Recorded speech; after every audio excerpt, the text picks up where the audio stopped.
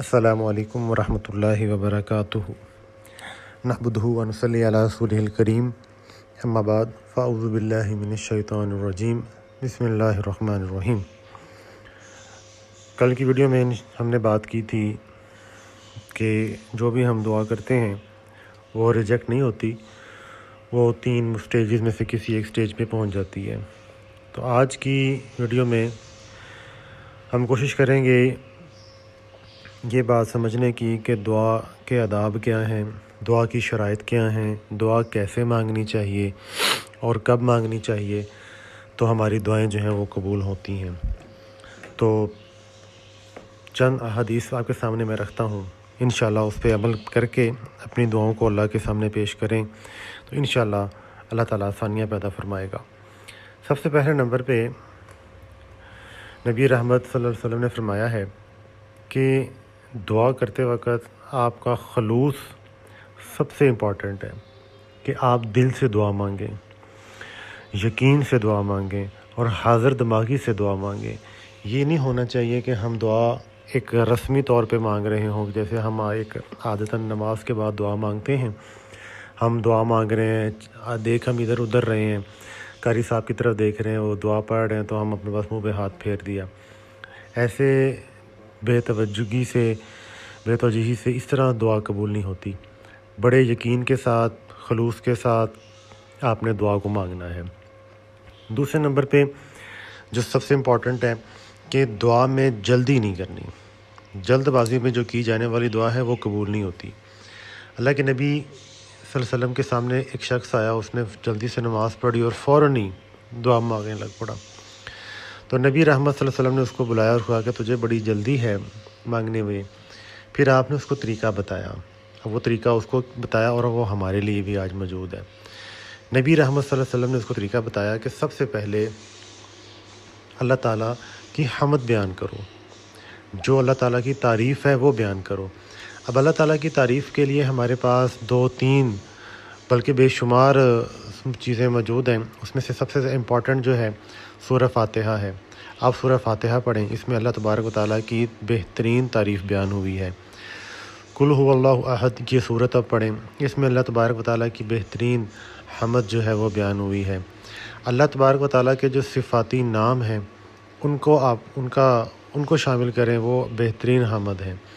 تو اس طرح جس میں اللہ تبارک و تعالیٰ کی تعریف ہے، قرآن کے کسی بھی حصے میں آپ وہ آیات پڑھ سکتے ہیں جس میں اللہ تبارک و تعالیٰ کی تعریف ہے، پہلے وہ کریں۔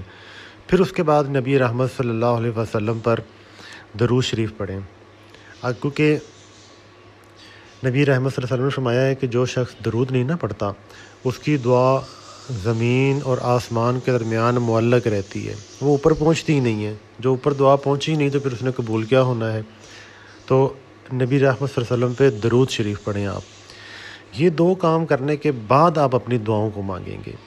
اگر آپ جلدی آتے ساتھ ہی درود پڑھ دیتے ہیں، حمد نہیں پڑھتے، حمد پڑھ لیتے ہیں، درود نہیں پڑھتے، تو آپ اس 2 دعا کے قبول ہونے کی جو ابتدائی شرائط ہے وہی پوری نہیں کر رہے ہیں، تو پھر ہماری دعائیں کیسے قبول ہوں گی؟ تو اپنی دعاؤں میں یہ ترتیب لازمی اس کا خیال کریں۔ پھر آپ جو دعا مانگ رہے ہیں، اللہ تبارک و تعالیٰ کے جو پیارے پیارے نام ہیں ان کا وسیلہ دیجیے۔ آپ کو رزق کی تلاش ہے، اللہ تبارک و تعالیٰ کی ذات رازق ہے، اللہ تجھے تیرے رزاق ہونے کا واسطہ تو ہمیں رزق عطا فرما۔ تو اللہ کی رحیمیت کا، اللہ کی غفوریت کا، اللہ کے جتنے بھی صفاتی نام ہیں ان ناموں کا واسطہ دیجیے اور اس واسطے سے اللہ کے سامنے دعا کیجیے، تو انشاءاللہ آپ کی دعائیں جو ہیں وہ قبول ہوں گی۔ اس کے بعد جو سب سے امپورٹنٹ شرط ہے کہ آپ دعا مانگ رہے ہیں تو آپ کا رزق جو ہے وہ حلال کا ہونا چاہیے۔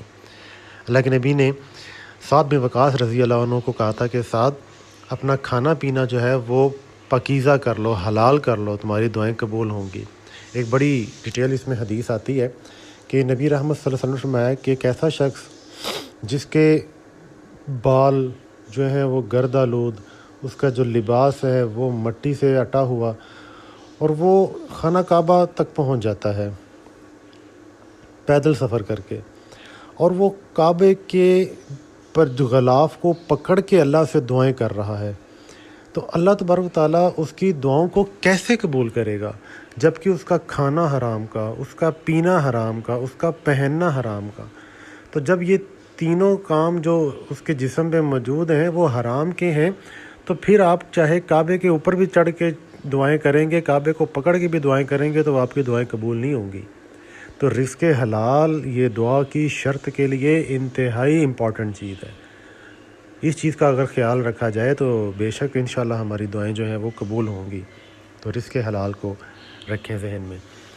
اس کے بعد آپ دعا کرتے ہوئے کبھی بھی قطع رحمی کی دعا نہیں کریں گے، کہ رشتہ داری توڑنے کی دعا نہیں کریں گے، گناہ کی دعا نہیں کی جائے گی۔ یہ دعائیں قبول نہیں ہوتی کہ کسی سے تعلق توڑنے کی، کوئی گناہ کرنے کی، کوئی ایسا کام جو اسلام میں منع ہے کہ اس کی آپ مانگ رہے ہو توفیق کہ مجھے چوری کی توفیق مل جائے، مجھے ڈکیتی کی۔ اس طرح کی جو دعائیں ہیں جو حرام ہیں، منع ہیں، وہ دعائیں قبول نہیں ہوتیں۔ قطع رحمی کی دعائیں قبول نہیں ہوتیں کہ اس کا یہ نقصان ہو جائے، اس کے ساتھ لڑائی ہو جائے، اس کا یہ رشتہ ٹوٹ جائے، تو ایسے دعائیں جو ہیں یہ بھی قبول نہیں ہوتیں۔